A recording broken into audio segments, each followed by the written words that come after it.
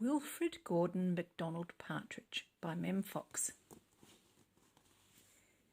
There was once a small boy called Wilfrid Gordon McDonald Partridge, and what's more, he wasn't very old either.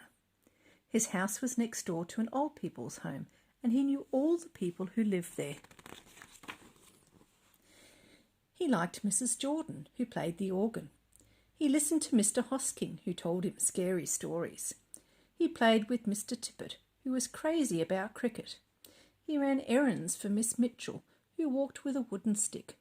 He admired Mr. Drysdale, who had a voice like a giant.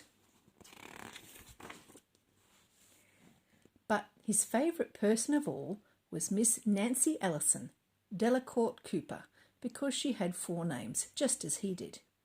He called her Miss Nancy and told her all his secrets. One day Wilfrid Gordon heard his mother and father talking about Miss Nancy. "Poor old thing," said his mother. "Why is she a poor old thing?" asked Wilfrid Gordon. "Because she's lost her memory," said his father. "It isn't surprising," said his mother. "After all, she is 96. "What's a memory?" asked Wilfrid Gordon. He was always asking questions. "It's something you remember," said his father. But Wilfrid Gordon wanted to know more, so he called Mrs. Jordan, who played the organ. "What's a memory?" he asked. "Something warm, my child, something warm."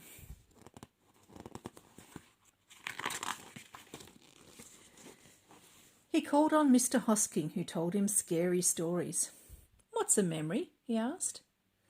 "Something from long ago, me lad, something from long ago."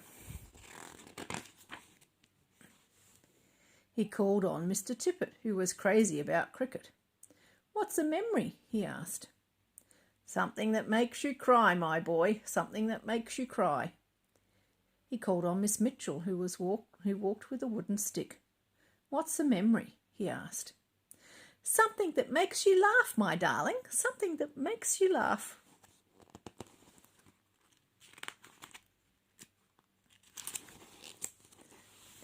He called on Mr. Drysdale, who had a voice like a giant. "What's a memory?" he asked. "Something as precious as gold, young man, something as precious as gold." So Wilfrid Gordon went home again to look for memories for Miss Nancy, because she had lost her own. He looked for the shoebox of shells he had found long ago last summer and put them gently in a basket. He found the puppet on strings, which made everyone laugh, and he placed that in the basket too. He remembered with sadness the medal his father had given him, and he laid it carefully next to the shells. Then he found his football, which was as precious as gold, and last of all, on his way to Miss Nancy's, he went into the hen house and took a fresh, warm egg from under a hen. Then Wilfrid Gordon called on Miss Nancy and gave her each thing, one by one. "What a dear, strange child to bring me all these wonderful things," thought Miss Nancy. Then she started to remember. She held the warm egg and told Wilfrid Gordon about the tiny speckled blue egg she had once found in a bird's nest in her aunt's garden. She put a shell to her ear and remembered going to the beach by tram long ago and how hot she had felt in her button-up boots. She touched the medal and talked sadly of the big brother she had loved, who had gone to the war and never returned. She smiled at the puppet on strings and remembered the one she had shown to her sister and how she had laughed with a mouthful of porridge.